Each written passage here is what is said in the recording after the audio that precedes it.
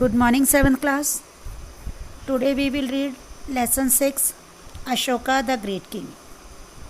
Ashoka succeeded that the great empire of Bindusara in 268 BC, which included the whole of the north and central India and extended right up to Central Asia. Ashoka एक सफल राजा थे बिंदुसार के युग में लगभग 268 BC के करीब, which included the whole north, जिसने अपने साम्राज्य का विस्तार कर लिया था सेंट्रल एशिया तक, सेंट्रल इंडिया से लेकर के सेंट्रल एशिया तक, विच with the desire of bringing into his empire perhaps the remaining parts of southeast and the south.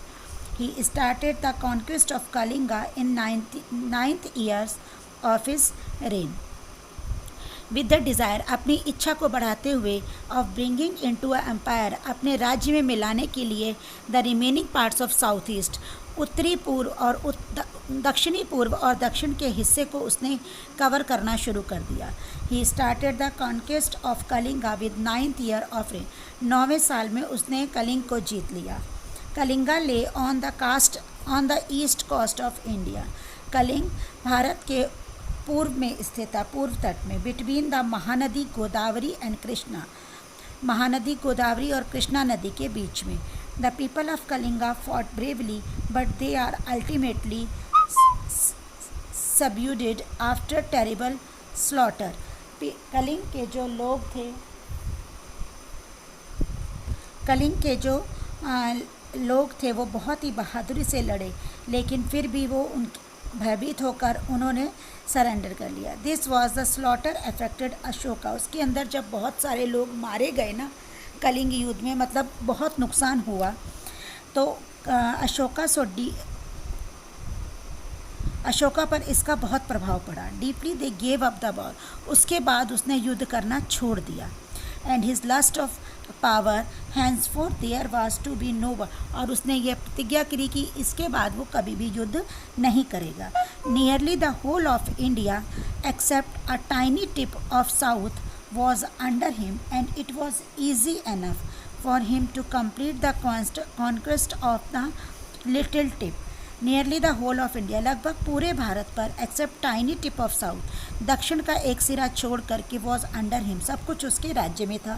and it was easy enough for him, और उसके लिए बहुत आसान था कि वो उसको अपने राज्य में मिला ले. but he refrained according to H.G. Wells. लेकिन H.G. वेल्स के अनुसार he was only military monarch to record who abandon warfare after victory. के जीत के बाद भी उन्होंने उसको छोड़ दिया, क्योंकि कलिंग युद्ध में, या आपने हिंदी में भी लेसन पढ़ा होगा कि कलिंग युद्ध में बहुत अधिक हानि होने के बाद में अशोक ने बौद्ध धर्म को ग्रहण कर लिया था और युद्ध करना बिल्कुल छोड़ दिया था.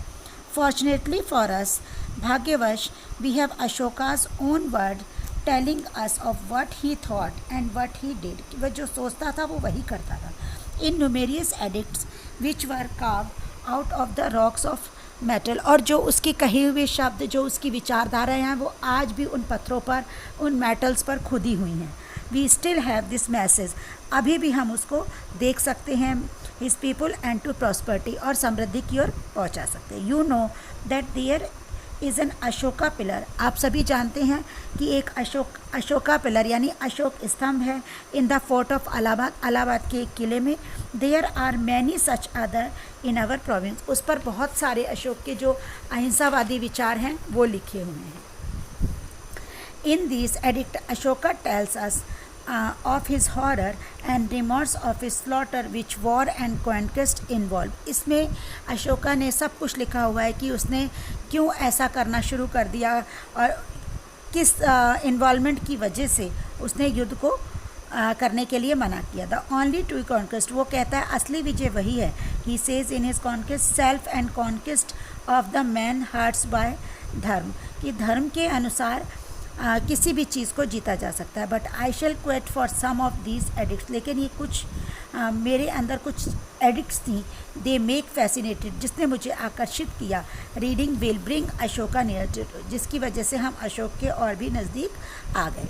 Kalinga was conquered by his scared of gracious majesty, so ran an edict when he had been constructed 8 years।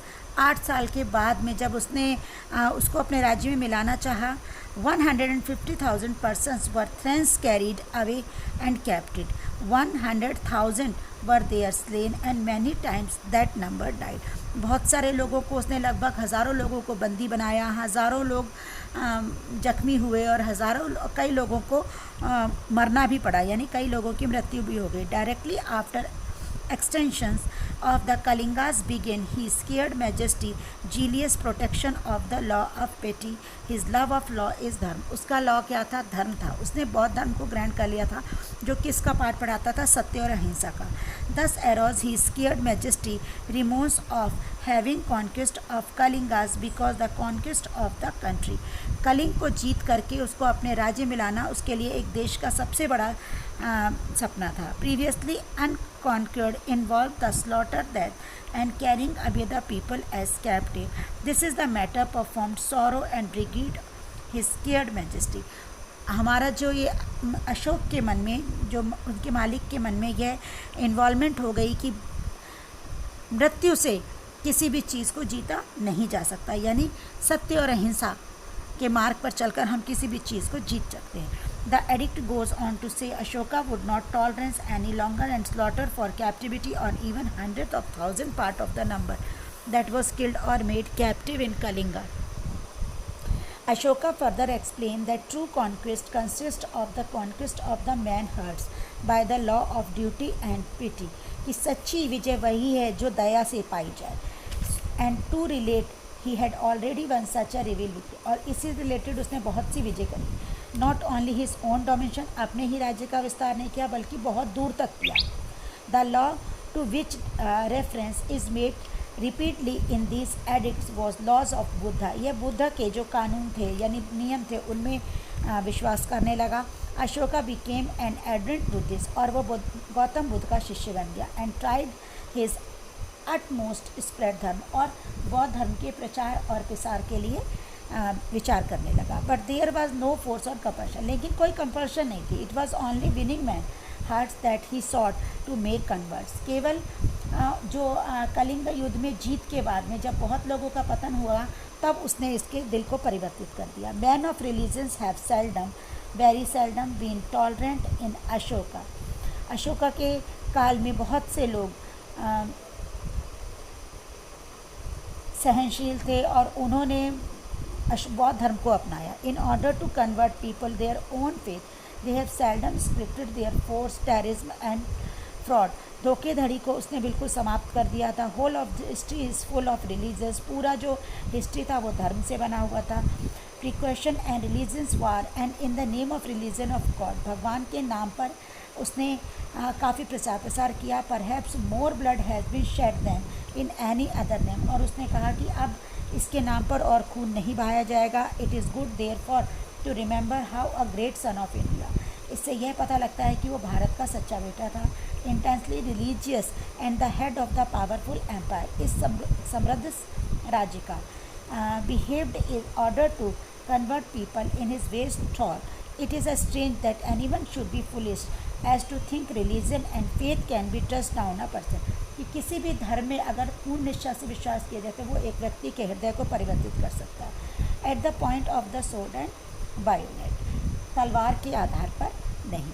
So one of his edict says, उसके एक शिष्य ये कहता है कि all sects deserve reverence of the reason of another by acting like this man exalts his own sects and same time does receive to the sects of other people, कि एक व्यक्ति के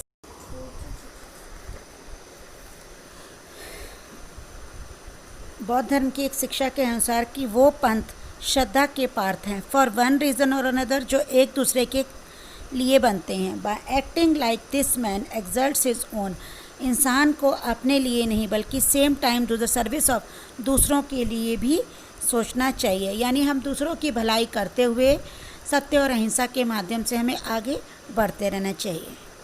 आई hope you will all understand this lesson. Bye बच्चों, bye, have a nice day.